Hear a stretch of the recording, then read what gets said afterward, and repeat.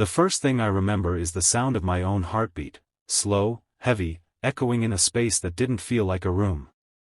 I couldn't see where I was, but I knew something was happening. My breathing felt far away, like it belonged to another man. I tried to move, but my body would not obey me. Then, in the stillness, a thought rose in my mind: this is it, my time has come.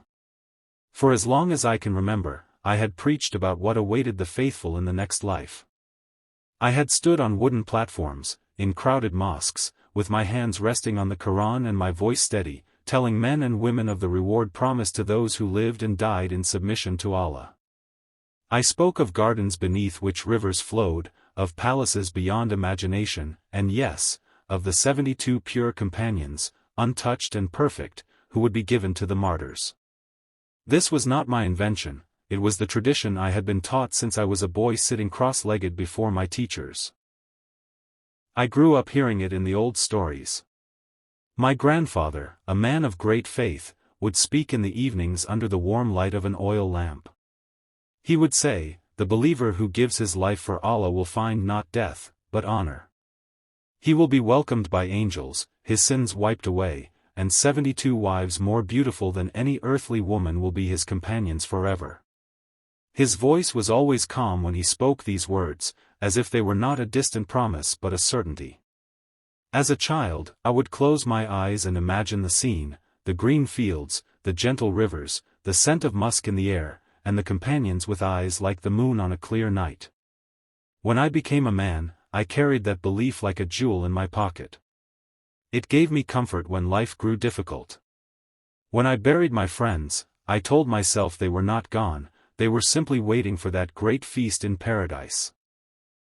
And when young men came to me, fearful of death, I reminded them of the joy that lay beyond their last breath. I was not just a believer in this promise, I was its defender, its voice in my community. That day, as I lay on the cold hospital bed, the monitors beeping beside me, the Quran resting on the table just out of my reach, those promises were the last things I thought about. I imagined I was moments away from seeing what I had always believed in. My heart slowed. The light above me seemed to fade. And in my mind, I whispered, "Ya Allah, let me see what you have prepared for your servant." I was born in a small desert town where the call to prayer was the rhythm of our days. My earliest memories are not of toys or games, but of sitting in the corner of our single-room home, listening to my father recite the Quran in the soft light before dawn. He was not an imam, but his respect for the faith was so strong that people came to him for counsel. My mother would rise early to prepare tea, and while she worked, my father's voice would fill the air, measured, deliberate, reverent. By the time I was 7, I had begun memorizing the Quran under the guidance of Sheikh Musa, the oldest scholar in our village. He was a man whose beard was white like the salt flats outside town, and whose eyes seemed to carry centuries of knowledge. Sheikh Musa was the first to teach me about the rewards of the faithful, the rivers of milk and honey, the eternal shade, the houses made of gold, and yes, the promise of the 72 companions. He explained it with a firmness that left no room for doubt. "This is the reward for those who strive in the path of Allah," he would say, his finger pressing the air as if sealing the truth in front of us. As a teenager, I began to speak in the mosque, not as an imam yet, but as a student of knowledge. The elders would let me address the younger boys after lessons. I found that my voice could hold their attention, and I realized the power of words. I learned to paint pictures in their minds, describing paradise so vividly that they could almost smell the sweetness of its gardens. I would tell them, "In this world, we struggle. We thirst. We are tempted. But in the hereafter, there is no thirst, no hunger, no shame, only joy prepared by Allah Himself." By the time I reached my 20s, I was recognized as a learned man, well versed in both Quran and Hadith. When our village imam passed away, the elders asked me to lead the prayers and teach the people. I was honored beyond words. I carried my position with seriousness, knowing that what I said would shape the hearts of many. Week after week, I delivered sermons about obedience, sacrifice, and the certainty of reward. The promise of paradise was not just a teaching for me, it was the anchor of my faith. I saw it as the perfect justice of Allah, that those who resisted temptation, those who bore suffering patiently, would one day be compensated beyond measure. And the 72 virgins, the Hur Alain, were not, in my mind, a mere indulgence, but a symbol of purity, untouched by the flaws of this world. I saw them as part of a divine tapestry, a gift for those who had given their very lives for the truth. Over the years, I comforted widows by reminding them that their husbands were now with these pure companions. I inspired young men who feared battle by assuring them that their courage would not end in dust, but in eternal honor. And for myself, I clung to it. On cold nights, when I lay alone, would think of the gardens, the rivers, the shade, the banquets, and the moment I would finally be welcomed home. Never, in all those years, did I imagine that anything could shake that belief. Never did I think that one day, I would stand before my people and admit that what I had seen with my own eyes, had left me unable to preach the way I once did. It was a Friday like any other, or so I thought. The mosque was full, men shoulder to shoulder, the air heavy with the scent of sandalwood and the faint dust that clung to the old carpets. Sunlight streamed through the high windows, catching in the rising smoke of the incense. I had chosen to speak on a subject that always stirred hearts, the rewards of paradise for the steadfast believer. My voice was steady, my heart certain. I remember raising my hand as I spoke of the 72 companions, describing their beauty, their purity, their eternal loyalty to the faithful. The congregation listened closely, some nodding, others with their eyes closed, as if already imagining themselves there. Halfway through my sermon, a strange sensation washed over me. At first, it was only a faint dizziness, like the world was swaying in slow motion. I gripped the edge of the wooden minbar, thinking perhaps I had spoken too long without water. But then a sharp pain gripped my chest. Sudden, crushing, relentless. The words caught in my throat. I tried to continue, to push through it, but my breath was slipping away. The faces before me began to blur. I could hear the murmur of voices, then the sound of feet shifting nervously on the carpet. I remember one of the elders standing up quickly, his hand raised in alarm. The congregation's murmur turned into shouts, some calling my name, others reciting prayers. I felt my knees weaken, and before I could steady myself, the floor rushed up to meet me. My turban slipped loose, my forehead pressing against the carpet. The warmth of the afternoon faded as a coldness began to creep into my limbs. Hands lifted me, voices shouted above me. I could hear someone calling for an ambulance, another telling the people to give space. My chest felt heavy, as though a great stone had been laid upon it. I wanted to reassure them, to tell them I would be fine, but the words would not come. My sight dimmed further until all I could see was the faint outline of the Quran resting on the stand in front of me, its green cover just visible in the blur. Then even that slipped away. I have been told that by the time we reached the hospital, my heart had already stopped. The doctors worked quickly, their voices urgent, the room filled with the harsh rhythm of machines and the sharp smell of antiseptic. Cold metal pressed against my chest as they tried to revive me. Needles pierced my skin, oxygen flowed into my lungs, but I was not there to feel it. Somewhere in that moment, I had crossed a threshold. They say I was clinically dead for nearly 6 minutes. 6 minutes in which my body lay lifeless under their hands, and my soul was taken to a place I had always spoken of, yet had never truly understood. I did not feel the moment my heart stopped. There was no violent tearing, no sharp break, only a sudden, strange lightness. One moment I was aware of the doctors leaning over me, their voices urgent, their hands pressing into my chest. The next, I was above them. Not standing, not flying, simply there, suspended in the air, looking down at my own body. My face was pale, my lips slightly open, the fabric of my thobe bunched under my shoulder. Wires and tubes ran across me like vines on an abandoned building. I felt no fear, no pain, only a quiet wonder, as though I were seeing the world for the first time without the weight of flesh. The room seemed brighter from above, every detail sharpened, the glint of a metal tray, the beads of sweat on a nurse's forehead, the flicker of the heart monitor. Yet the sounds grew faint, like voices drifting away down a long corridor. I turned, or rather, I thought about turning, and the scene changed. I was moving, though I could feel no legs, no arms. It was like being carried on a silent wind. Ahead of me appeared a light, soft at first, then growing until it filled my vision. It was not harsh or blinding, but warm, pulling me toward it.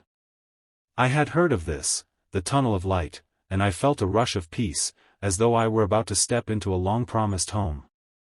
My heart, or whatever part of me still felt, swelled with expectation. This, I thought, is where the faithful go. This is where the promise is kept. The light gave way to a vast open space.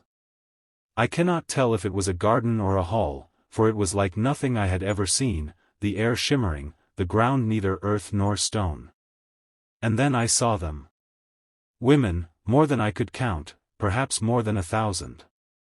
They stood, they sat, they moved in graceful circles, their garments flowing in colors I cannot name.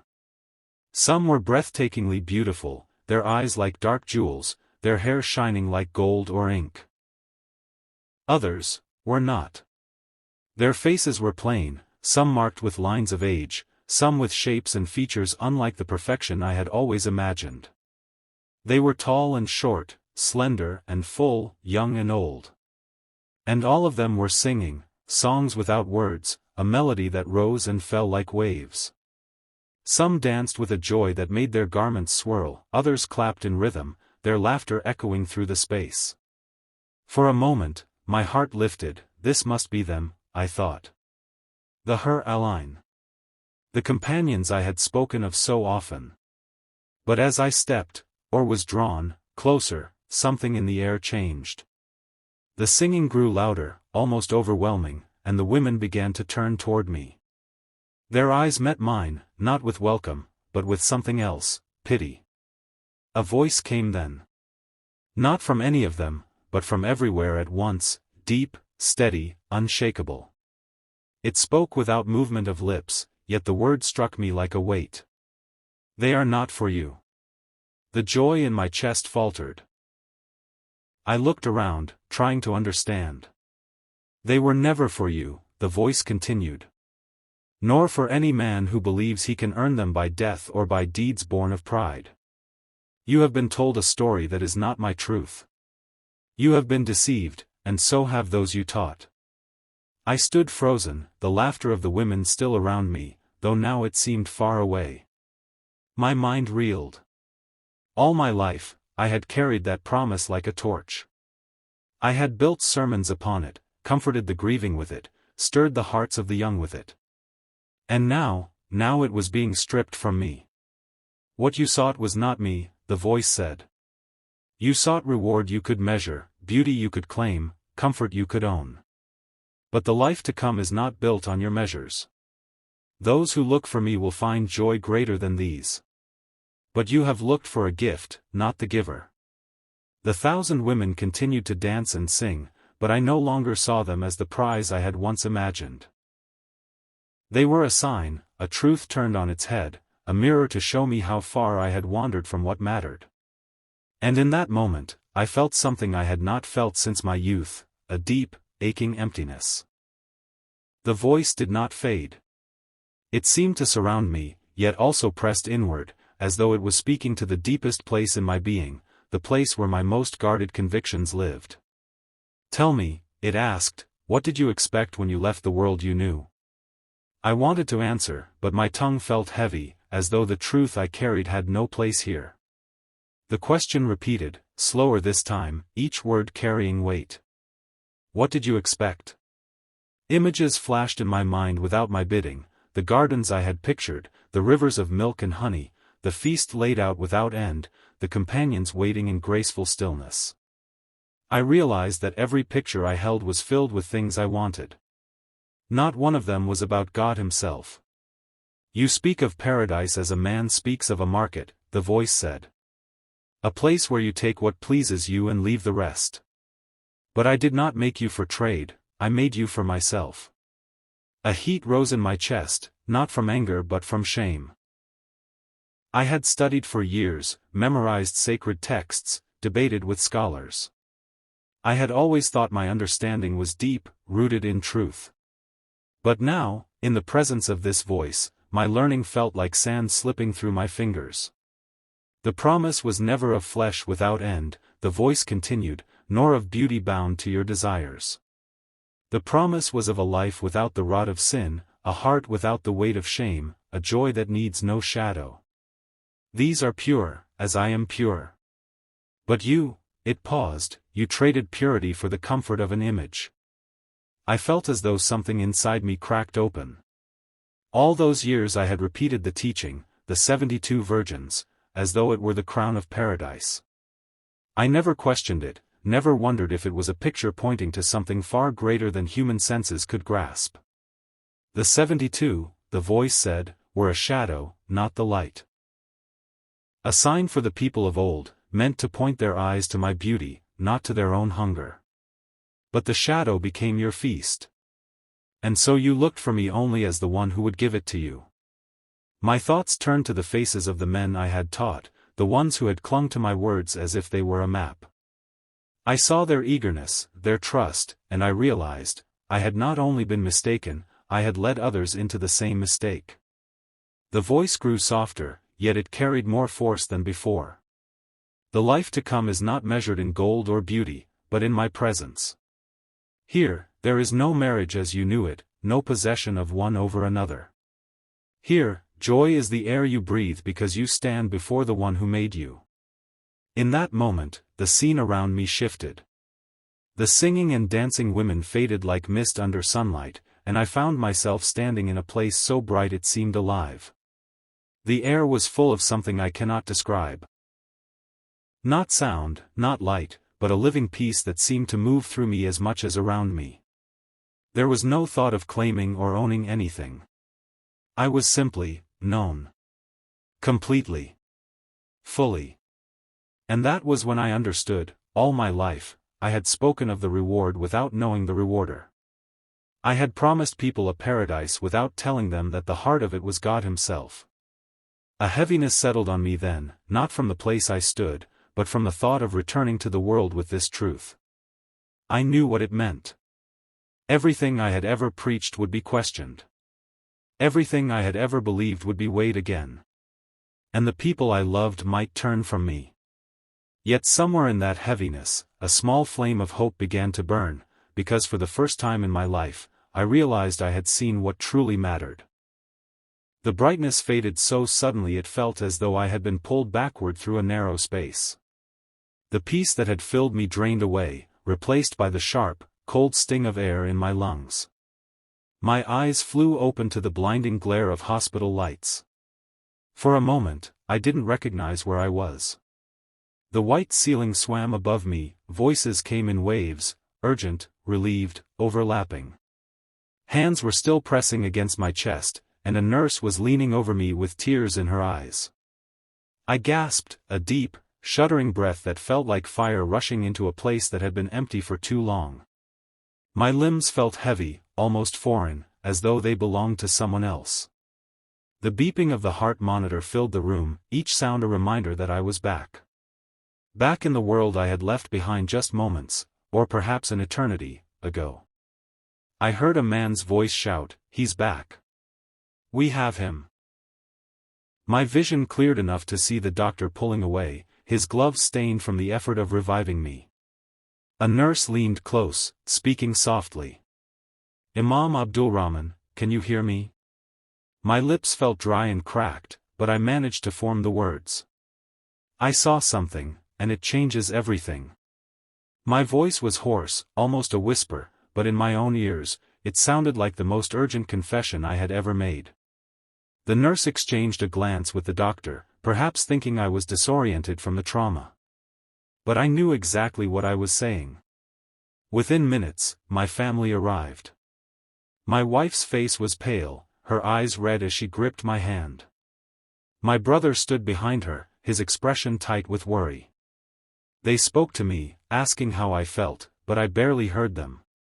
My mind was still in that other place, with the voice that had stripped away everything I thought I knew. As the room cleared and the immediate panic faded, a heavy unease settled over me. I thought of the mosque, the sermons I had given, the young men who had taken my words to heart. I thought of the doctrine I had defended without question. Now I had seen with my own eyes, and heard with my own soul, that the truth was not what I had been taught, nor what I had taught others. But how could I speak of it? If I told my family, would they think I had lost my mind?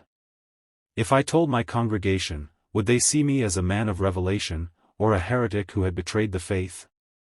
The risk was more than personal. It could cost me my position, my honor, even my safety. I had seen others in history who dared to challenge deeply rooted beliefs. Their names were often spoken with anger or pity. That night in the hospital bed, I lay awake long after the lights dimmed. Every time I closed my eyes, I saw the 1,000 women, the voice, and the fading vision of the place where God's presence was the true reward. My heart longed to speak, to tell the world. But my mind warned me. Not yet. Not until I understood how to carry a truth that could shake the foundations of everything I had built. So I kept silent. For now. But the silence itself felt like a stone in my chest. It began quietly. A week after my discharge, I stood in my study staring at the shelves lined with books, Qurans in ornate covers, volumes of tafsir, collections of hadith I had cherished for decades. My hand rested on a spine I knew by heart, yet the weight of it now felt different. Every verse, every commentary, every lesson I had given had to pass through the fire of what I had seen. And I knew then, silence would make me a coward. On the following Friday, I walked into the mosque with a heaviness that made each step deliberate. The air smelled faintly of incense, and the murmurs of the congregation hushed as I approached the minbar. I could feel their eyes on me, many glad to see me alive after my collapse, others curious about what I would say. My heart pounded, not from fear of speaking, but from the enormity of what I was about to do. I began slowly, my voice lower than usual. I told them I had seen death. That I had crossed into a place beyond breath and heartbeat. And then, with my hands trembling, I told them what I saw there, the 1,000 women, the voice that spoke, the words that shattered my understanding. My throat tightened, my eyes blurred with tears. Brothers, I said, the paradise I spoke of all these years was not the paradise I saw. The 72 virgins were never meant as a physical promise. We have turned a sign into an idol. For a moment, silence. Then murmurs rippled through the crowd. Some faces shone with a quiet light, as if a weight had lifted. Others darkened with anger. A man in the front row shook his head and whispered to the one beside him. From the back, someone called out, "This is misguidance." After the prayer, I did not leave immediately. I stood near the door, greeting those who wished to speak. A few clasped my hand tightly and said, "We believe you." But more than a few avoided my eyes. And then there were those who approached with fury thinly veiled as concern. "Imam," one man said through clenched teeth, "you have let your sickness confuse you. Do not spread this." By the end of the day, word had spread beyond the mosque. 2 senior scholars from the city came to my home that evening. They did not sit long before the debate began. Their voices were sharp, their questions relentless. "Where in the Quran," one demanded, "is this vision of yours?" The other leaned forward. "Do you think your fleeting dream outweighs centuries of scholarship?" I tried to explain that it was not a dream, that the presence I encountered was beyond my own imagination. I told them of the voice, of the truth it spoke, of the way it stripped me of all I thought I knew. But my words seemed to harden their expressions. One finally stood and said, "You will lead people astray if you continue this." As they left, one of them turned back at the door. "You have 2 choices," he said. "Return to the teachings as they are, or prepare for the consequences." That night, I realized my confession had drawn a line I could never step back over. And on one side was truth, and on the other, the life I once knew. As he reflected on his journey, his understanding of paradise shifted. It was no longer a place of endless lust or fleeting pleasures, but a reality far greater, an eternity in the presence of the Creator himself. He realized the danger in taking symbolic words as literal promises. When people fix their eyes on physical rewards, they can miss the deeper call to holiness, love, and truth. Instead of chasing after images painted by culture or tradition, he began to seek something purer, a relationship with the one who made him. He understood now that paradise was not a marketplace of desires but a home for the soul, a place where love, peace, and joy never fade. And in that truth, he found freedom, freedom from false expectations and freedom to walk with God, even here on earth. I look back now and see the path clearly, the respected Imam who spoke with certainty, the man whose heart stopped on a Friday afternoon, the soul who stepped beyond this world and saw a truth he had never imagined. I returned with a vision that stripped away years of teaching, and I stood before my people with nothing but that truth in my hands. It cost me much, the comfort of old certainty, the approval of those I once called brothers, but it gave me everything that truly matters. And if I could leave you with only one sentence, it would be this: when you meet God, nothing else matters but Him. So I ask you, reflect deeply on what you believe and why you believe it. Seek truth, not tradition. Seek Him, not the shadows of promises you were told. If this testimony has stirred something in you, share it. Let others hear, question, and seek for themselves. And if you wish to journey with us through more stories that challenge, uplift, and awaken, subscribe to Mysterious Uplift. And keep the conversation alive.